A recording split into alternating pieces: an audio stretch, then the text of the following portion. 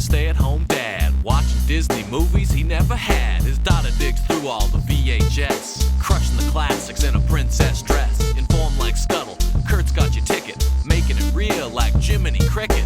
Most are off the Captain Hook, but if the Tweedledum, he'll be taking more shots than Bambi's mom. Leaves him raised like Simba, or cracked like the beach dishes. He'll show you a whole new world, you won't need 3 wishes. Stay at home, Disney Dad.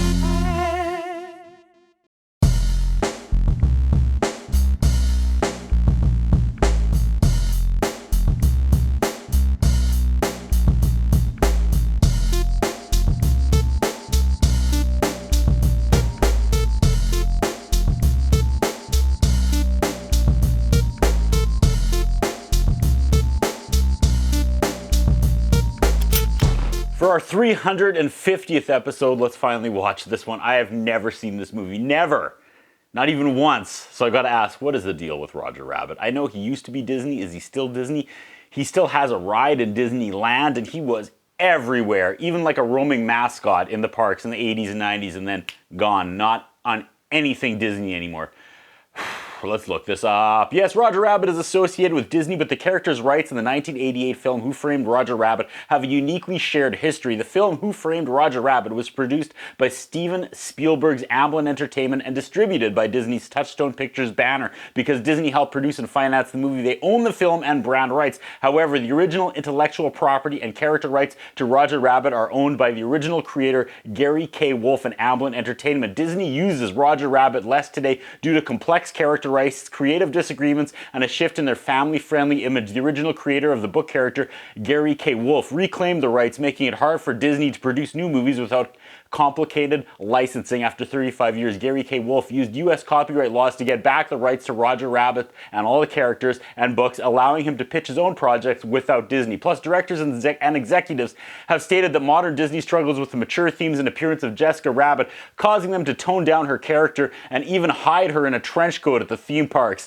Disney updated her appearance to the theme park ride Roger Rabbit's Cartoon Spin. She was redrawn as a detective in a trench coat. This change was made to hide her famous look and make her less of a damsel in distress. The film itself received critical acclaim for its visuals, humor, writing, performances, and groundbreaking combination of live action and animation. It grossed over $351 million worldwide, becoming the second highest grossing film of 1988 behind Rain Man. It brought a renewed interest in the golden age of American animation, spearheading the Renaissance age of American animation and the Disney Renaissance. It also won 3 Academy Awards. Someone years ago asked if we would do this, like as a review, and I wasn't going to. I didn't even reply to the comment, but I thought actually, you know what, this would be a great 350th episode. So let's press play on Who Framed Roger Rabbit. It starts with Roger Rabbit. It starts with a Roger Rabbit short, and I thought this was the same one that ran before the Honey, I Shrunk the Kids movie on that VHS, but alas, no, that was Tummy Trouble. This is, I don't know what this was. Roger Rabbit is in a short about babysitting, and then after like 10 minutes they cut the scene and the cameras pull out and we're actually on a movie set where real people and cartoons interact, and Roger Rabbit, the actor, is being dragged and being scolded for being bad at his job and forgetting his lines, and we see some guy who just says tunes in disgust. I guess this is the movie. We are in the movie. The movie has started. This is the movie. We see it's Hollywood 1947, and this is Mr. Valiant. He's a private investigator, and the studio is making a new Baby Herman movie, and it's $25,000 over budget. The producer is mad because Roger Rabbit is constantly distracted by his hot wife. So this guy, this producer, R.K. Maroon, wants Valiant to go to Toontown and see if he can find something that'll break him and Jessica Rabbit up so Roger Rabbit could focus on his acting career and stop wasting the studio's time and money. Valiant says the job is going to cost $100. Outside we see real people dropping real crates and animated things fall out of it. And again, I admire this half and half, even if the movie might suck. I don't remember. I don't know. I like that Disney's still doing this Pete's Dragon stuff. We see Dumbo, like the actual Dumbo, flying at the window. And he says, you borrowed Dumbo from Disney and he works for peanuts. Again, I can appreciate the time this dropped and how amazing this must have been to see in the theater. Valiant leaves and the Fantasia mops are cleaning the garage bay. We see a bunch of other random characters from Fantasia, and this is kind of funny. My daughter goes, hey, that was Bugs Bunny, and I'm like, no way, that was Bugs Bunny. So we rewind the tape, and sure enough, we see a 1-second shot of Bugs Bunny walking down the street. A bus leaves and Valiant hops on the bus's bumper illegally and rides it away with some kids. The sultry music that starts would suggest we are about to see Jessica Rabbit. I'm pretty sure my child will have some questions about Jessica Rabbit. Valiant jumps off the back of the bus and he thanks the kids for cigarettes.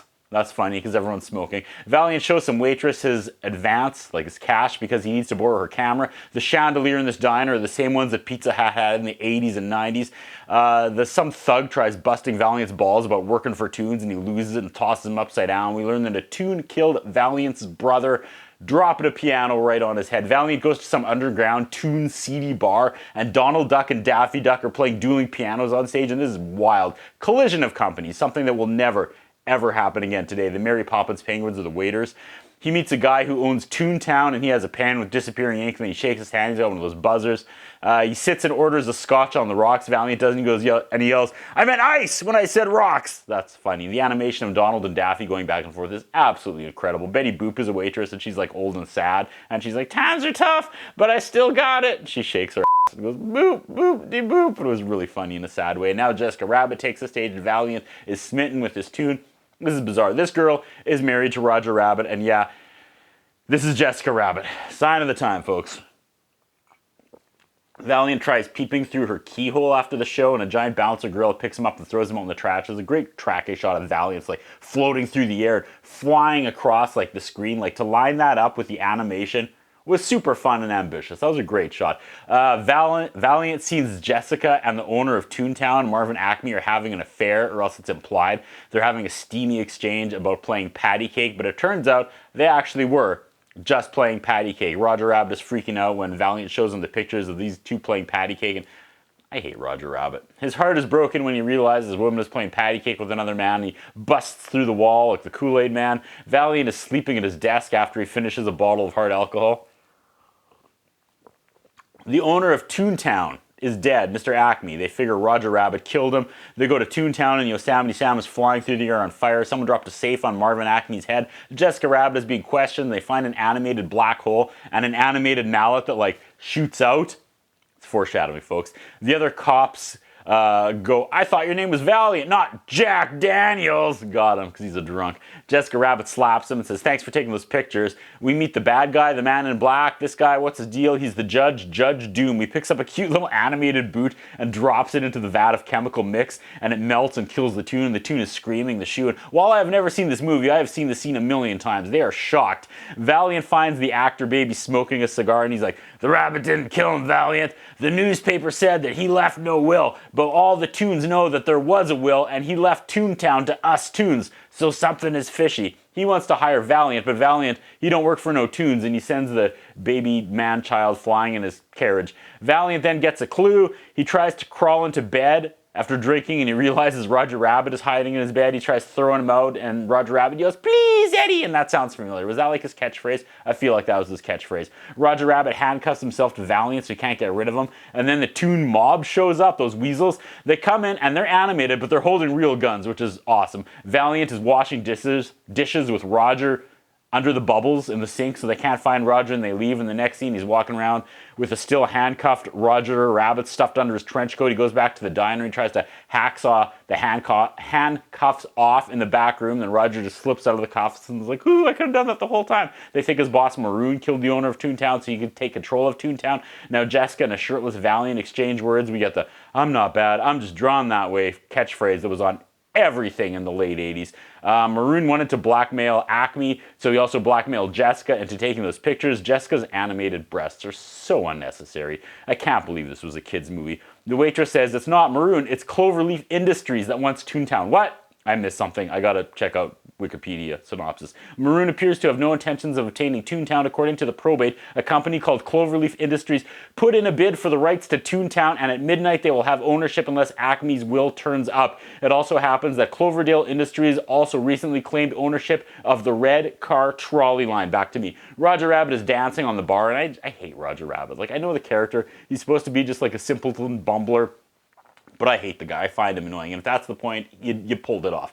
The judge shows up, the judge in black at the diner, and Valiant hides the rabbit, and then he wipes this special off the board and writes, "Rabbit reward, 500. And one guy goes, yeah, I saw the rabbit. And he leads this creepy judge on and makes fun of him in front of everyone. And the judge throws a tantrum. Is this Max Headroom or Doc Brown? Something dumb happens and he tricks Roger Rabbit into coming out from hiding. The judge grabs him by the throat and he wants to stick Roger Rabbit into the vat of chemicals that dissolves tunes. And I want him to stick Roger Rabbit in the vat of chemicals that dissolves tunes. But Eddie Valiant saves him. He tips the vat and escapes and runs out the front door. They hop in his car and this scene is familiar. I know this car. This must have been used in like a DVD board game clip or something, or maybe just from the Disneyland ride. I mean, again, this is impressive. The animation interacting with the real world, especially swerving in and out of cars.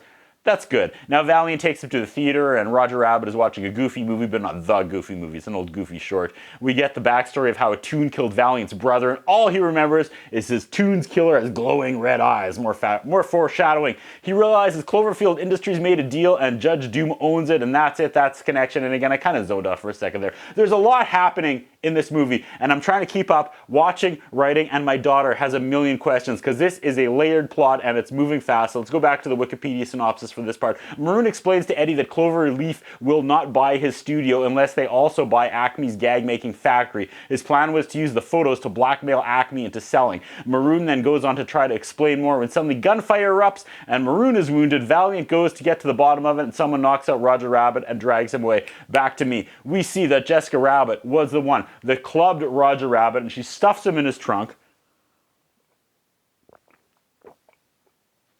God, I'm exhausted. Okay, yeah. This is my ramblings. He had the pictures and stage and he gets shot by someone from the window. Okay, we're caught up. Valiant gets away and takes off after the shooter who left in a speeding car. It's an old-timey car chase. Valiant is about to go into Toontown with his real gun, but then he decides to get out his animated gun instead, which is kind of funny. He goes to drink, then he decides not to, and out of nowhere, we finally get like a Disney 80s racist moment where the bullet he shoots, the animated one, is like a Native American bullet for some reason. But he shoots his bottle of booze and he drives into Toontown and everything is terrifying. He gets to the elevator of some building and it's Droopy Dog working the elevator, going up.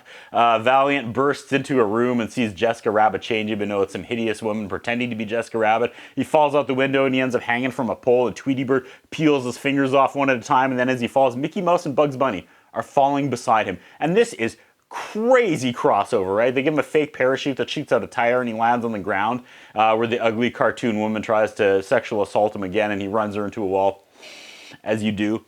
He runs into the real Jessica Rabbit and she pulls a gun on him and she goes, "Duck!" and fires at someone behind him and she says, "It was Doom, it was Judge Doom who killed the other guy," and Valiant and Jessica, are working together now and the weasels are chasing them as well. She was given the will to hold on to for safekeeping, but when she later opened it, it was just a blank piece of paper. It was the old switcheroo. They slip off the road as they're driving, and Judge and the weasels arrive and take Jessica and Valiant prisoner, and Judge says he thinks they will enjoy watching the ribbon cutting after midnight. We get the booby trap joke where Weasel tries to put his hand in Jessica's cleavage and there's a bear trap in there. I don't like that. If the will doesn't show up in 50 minutes, Toontown will legally be the judges. Then Roger Rabbit shows up, right, to save everything. But the judge is now the sole stockholder of Cloverfield Industries. Judge has made a giant vehicle that can spray that killing chemical, and his plan is to drive it up and down Toontown and just wipe it all out. It's because they're going to make a freeway through Toontown with gas stations and restaurants and billboards. Capitalism, sir. 1988. Roger Rabbit shows up and they drop a ton of bricks on his head and he's too stupid to die, so they tie Jessica and Roger Rabbit together and hang him from a hook and dangle him over like a vat of that chemicals, and they're gonna die, and she says, "I want you to know I've loved you more than any woman has ever loved a rabbit." Yikes. And I bet you there's stuff on the dark web that would disprove that. Then Valiant starts doing a singing and dancing number to get the weasels to laugh, and I can't tell if this is gold or it sucks. He makes them laugh themselves to death because that was a callback or something. The spray is slowly going towards a hanging Jessica and Roger Rabbit, and Valiant sends it back, and then he has a sword fight with the judge. And he uses a giant magnet, and the spray is just kind of going back and forth. Like, it's very Scooby-Doo. Valiant uses one of those portable holes to keep from getting run over by a steamroller, and Valiant gets back and saves the hanging duo just in time again, just as the judge is getting run over by the steamroller, and now he's two-dimensional, but he gets back up because, surprise, swerve, Judge is a toon. He's actually what he hates. He inflates himself up, and then his fake eyes pop off and his real red eyes are underneath, and he's like, I killed your brother, Eddie. And we go back to the spray that's slowly coming to shoot Jessica and Roger for like the 7th time, and Valiant is also about to get sawed in half. Everyone's gonna die, but then he grabs that hammer, that mallet thing that we saw like an hour ago, and he uses it to go past Judge and hit the valve and turn the sprayer on. It sprays the Judge right in the face, and we get a death scene as he melts into the chemicals. Valiant runs to the vehicle and puts it through the wall, saves Roger Rabbit and Jessica, and of course Toontown. He opens the fire hydrant and washes down the chemicals, gets the duo down to safety. The real police all show up, and the Looney Tunes and Disney characters all show up together, and this is insane. The Toons get the real Will, and the Toontown was left to them, and there's just a sea of Looney Tunes and Disney characters in one giant mob. The cartoons separate as Jessica and Roger Rabbit walk through the parted crowd to end the movie. We get the Porky Pig striking black circle. Yeah, that's all, folks. And then Tinkerbell comes and does that whoop tap to Porky Pig's. That ending was insane. That is something. This collaboration is something that will never, ever happen again. Credits, lots of familiar names. Frank Sinatra was the singing sword for like 3 seconds. Only 2 camera operators in the whole movie. Who Framed Roger Rabbit? That was something. That was pretty good. I felt like actually watching movie history, and it's been a while since I felt that. That's what I think about. What do you think? What we have is a concern about Curtis Anderson. His interviewing style is not the best. His personal appearance is not the best. I was wondering if the man has some kind of a hold over the channel that he's allowed to be employed for so long with the standards of journalism and personal appearance that he has. Thank you.